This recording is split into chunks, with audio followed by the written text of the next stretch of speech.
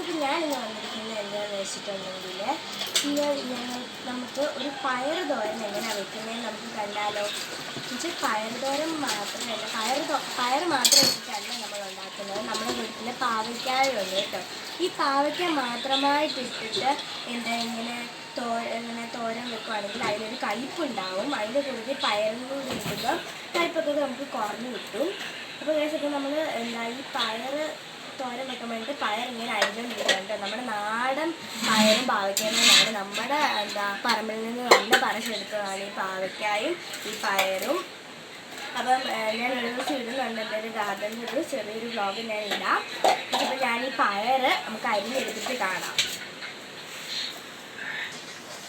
അപ്പം നമ്മൾ പയറിൻ്റെ പാവയ്ക്കയുടെയും കൂട്ടത്തിൽ 2-3 പച്ചമുളകും അതുപോലെ തന്നെ നമുക്ക് ഒരു സവാളയും കൂടെ നമ്മൾ അരിഞ്ഞെടുത്തിടുന്നുണ്ട്. അപ്പം നമ്മളാണെങ്കിൽ ഈ പയറും സവാളയും പച്ചമുളകും കൂടെ നമ്മളിവിടെ അരിഞ്ഞെടുത്ത് വെച്ചു. ഇനി നമുക്ക് അതിലേക്ക് ചേർക്കാനുള്ളത് പാവയ്ക്കാണ്. അപ്പോൾ നമ്മൾ പാവയ്ക്ക എടുത്ത് 2ആയിട്ട് കീറിയിട്ട് നമ്മൾ അതിൻ്റെ കുരുവൊക്കെ കളഞ്ഞുകൊണ്ടിരിക്കുകയാണ്. അപ്പോൾ നമ്മളാണെങ്കിൽ പാവയ്ക്ക് നമ്മൾ അരിഞ്ഞിട്ടിട്ടുണ്ട്. ഇനി ഇതിലേക്ക് തേങ്ങയും കൂടെ അരിഞ്ഞിടണം. അപ്പം മഴയൊക്കെ ഇപ്പോൾ ഇവിടെ കുറഞ്ഞു. അപ്പം ഇവിടെ ഇപ്പോൾ വെള്ളമൊക്കെ കുറവാണ് കേട്ടോ. കണ്ടില്ലേ, ഒഴുക്കിൻ്റെ ഭാഗത്ത് എന്നും നല്ല ഒഴുക്കുണ്ട് കേട്ടോ. പക്ഷേ നമ്മളല്ലാത്ത സ്ഥലത്തൊക്കെ ഒഴുക്കുണ്ട്, എന്നാലും ചെറിയ രീതിക്കൊരു ഇതുണ്ട് കേട്ടോ. വെള്ളം കുറഞ്ഞു. പക്ഷേ വെള്ളം വേണം ഗൈസ്. ഞങ്ങളിങ്ങനെ വെള്ളത്തിൽ കുളിച്ചേ എനിക്കിത്തിരി വെള്ളം വേണം കുളിക്കാൻ. അപ്പം നമ്മൾ പാവയ്ക്കായും കൂടെ ഇട്ട മിക്സിനകത്ത് നമ്മൾ ഇതിൽ തേങ്ങയും കൂടെ തിരുമ്മിട്ടിട്ടുണ്ടേ. അതിനകത്തേക്ക് നമ്മൾ കുറച്ച് ഉപ്പും കൂടി ഇട്ടു. ഇനി നമുക്ക് ഇതിനകത്തേക്ക് ഒരു സ്വല്പം മഞ്ഞൾപ്പൊടി ഇട്ട് കൊടുക്കാം. ഇത് നമുക്ക് നല്ലപോലെ മിക്സ് ചെയ്തെടുക്കണം. ആവശ്യത്തിനായിട്ടുള്ള മഞ്ഞൾപ്പൊടി ഇടാം. നല്ലപോലെ ഇളക്കി കൊടുക്കണേ. നമ്മൾ അടുപ്പത്ത് ചട്ടി ചൂടാക്കി നമ്മൾ എണ്ണ ഒഴിച്ചു കൊടുക്കണം.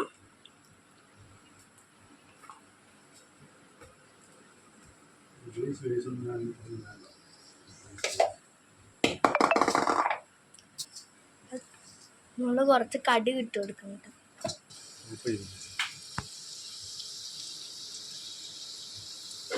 കടുകൊക്കെ ഒന്ന് പൊട്ടി വരട്ടെ.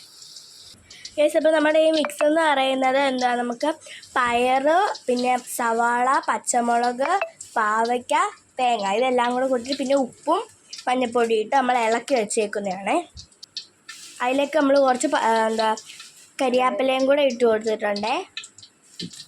ഇപ്പോൾ നമ്മൾ എണ്ണയൊക്കെ ചൂടായപ്പം നമ്മൾ എടുത്ത് വെച്ചാൽ മിക്സ് ഇട്ട് കൊടുക്കുകയാണേ.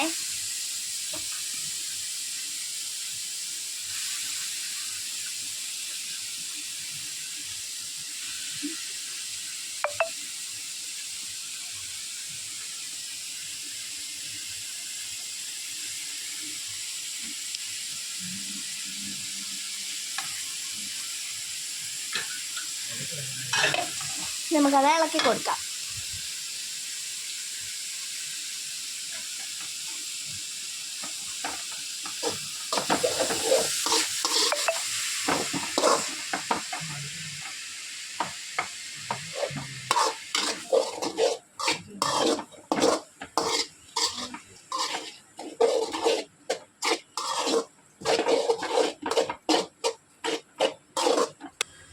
നമുക്ക് ഇനിയും ഇത് നല്ലപോലെ ഇളക്കി കൊടുത്തിട്ട് ഇതിനൊരു 15 മിനിറ്റ് ലോ ഫ്ലെയിമിലിട്ട് വേണം നമുക്ക്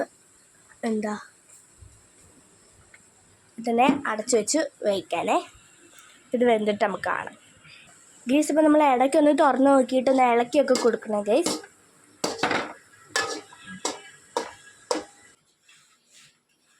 അപ്പം നമ്മുടെ നാടൻ പയറും പാവയ്ക്കായും കൂടി ഇട്ടിട്ടുള്ള തോരൻ ഇവിടെ റെഡി ആയിട്ടുണ്ട് ഗൈസ്. അപ്പം ഗൈസ്, ഇത് നാടൻ പയറും നാടൻ പാവയ്ക്കായുമാണ്. അപ്പം പാവയ്ക്കയുടെ കയ്പ്പ് മാറാൻ വേണ്ടിയിട്ടാണ് കേട്ടോ നമ്മൾ പയറിട്ട് ഉണ്ടാക്കിയെടുക്കുന്നത്. നിങ്ങൾ ഇതുപോലെ തന്നെ മാക്സിമം നിങ്ങളുടെ പറമ്പിൽ നിന്നൊക്കെ പറിച്ച വെജിറ്റബിൾസ് ഇട്ടാണ് തോരനൊക്കെ ഉണ്ടാക്കാൻ നിങ്ങളും മാക്സിമം ശ്രമിക്കണം. അപ്പം നമുക്ക് ടേസ്റ്റ് ചെയ്ത് നോക്കാം. നല്ല ചൂടുണ്ട് കേട്ടോ.